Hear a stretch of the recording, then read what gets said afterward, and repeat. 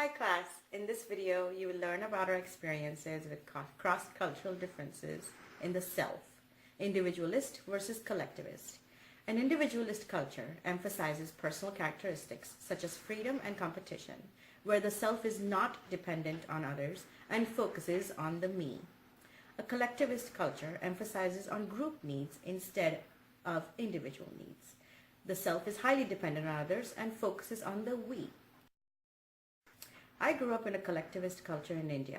My family included parents, uncles, aunts, cousins, and grandparents who lived under the same roof for many years. We were interdependent and family decisions were made as a group. But all that changed when we moved to the United States. We now live in different cities and are more independent. My decisions are based on what the needs are for my husband, child, and me. There are pros and cons to both types of cultures, and I personally like a combination of them, with individualist being dominant in my life. Now let's hear about Maria's experience. Like Winnie, I immigrated to the United States and experienced a big culture shift while trying to adapt to the independent American lifestyle. I saw cross-cultural differences, particularly through my experiences with the performing arts. I was born in Spain and took ballet classes there as a young girl, which was a fun extracurricular activity and one of the many ways I bonded with friends. Through dance, I was able to connect with a group who shared this similar interest and so naturally practiced interdependence. Several years later, I joined a performing arts school in America, and that experience was quite different and very confronting because it challenged my choices for interacting with others, specifically regarding art-related experiences. Many of my middle school friends stayed in the high school of the performing arts school I attended, and unfortunately my friend group became exclusive towards new students who joined for high school, and performing arts became very competitive. It was now a way for kids to outdo each other and show off, and the in-group of kids who had been at the school for years used their skills and talents to threaten the new kids.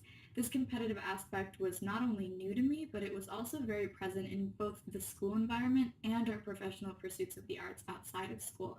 So in Spain, dance had been a stress-free art form and a celebration, both in and out of the studio. However, in America, though my mom and I had moved here starry-eyed for the American dream, my associations with the arts twisted a bit after this cross-cultural experience. I will talk about the difference in education system between individualist and collectivist culture. I was born and raised in China, and I came to the US to pursue college education when I was 17. In Chinese value system, the most important traits are trustworthiness, generosity, and being willing to help others. We are taught in the way that the interests of a community have the priority over the interest of ourselves, and we should sacrifice the self-interest for the sake of our community if necessary. People who claims that I just want to live my own life and I don't care about what others say about me is usually viewed as being self-centered or selfish. Also, maintaining the harmony is the key of collectivist culture, and this is reflected in several different ways. For example, challenging authority and raising different voices are not emphasized and sometimes discouraged in collectivist society.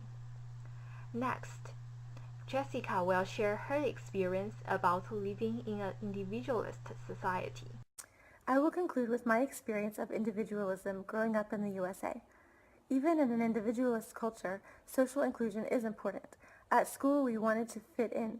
We easily formed cliques because somehow that felt safe, but only for the in-group. As Abrams and Hogg mentioned in the chapter we read, the difference between groups in a collectivist and individualist culture comes in the way we see ourselves in relation to our groups. I don't think of myself as a member of the Day family so much as I think of myself as Jessica Day. I visit my family occasionally, or they visit me, but I basically live my life independently from them. I wonder if in the U.S. our individualism actually stems from the American dream. Everyone wants to become quote-unquote great. We strongly emphasize self-sufficiency. However, I have many friends who are from other places and have seen how their families are so much closer and interdependent. In some ways, I envy the closeness, but on the other hand, I am thankful I have been able to branch out from my family. I feel I have created my own family of friends who I truly connect with more than I ever would to my biological family. Of course, it's not quite the same. Friends may come and go. Sometimes I worry I've become too dependent on a friend, and I should give them space and just be me. So yes, it is fascinating to see the impact of our culture on the way we form our identities in relation to our groups. Truly, we all want to be known and to belong, whether we grew up in a collectivist culture, an individualist culture, or in a beautiful blend of both.